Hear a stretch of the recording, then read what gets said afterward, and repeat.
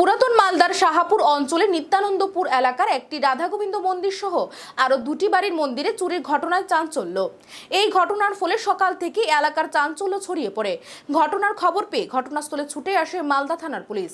জানা গেছে শাহাপুর নিত্যানন্দ গ্রামে একটি রাধাগোবিন্দ মন্দির রয়েছে।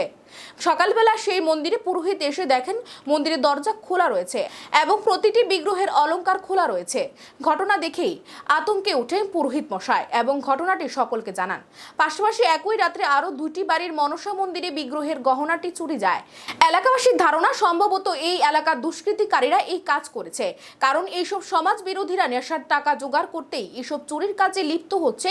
তাই এলাকাবাসীর দাবি অতি সত্বর পুলিশ যেন তদন্ত করে দোষীদের গ্রেফতার করে এবং উপযুক্ত শাস্তির ব্যবস্থা করেন, কারণ এই ধরনের ঘটনা এই এলাকায় প্রথম।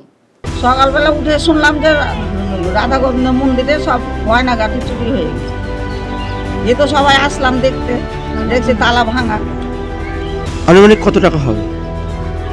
কতটা মানে 8-10-12 ভরি মতো সোনা নাকি চাঁদি, আর সোনা ছিল মনে হয় 3 ভরি মতো। হ্যাঁ, ওরা হবে।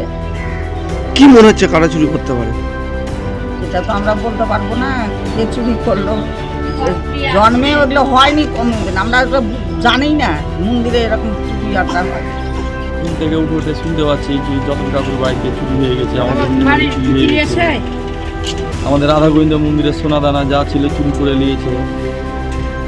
আমরা সাধারণ মানুষ কত তিলে তিলে এই মন্দিরকে ঘুরে তুলেছি, পাড়ার লোকজন, চেনা চিন্তার লোকের কাছ থেকে। কত জায়গায় চুরি হয়েছে? 3 জায়গাতে চুরি হয়েছে আমাদের, এই একই দিনে একই রাত্রে।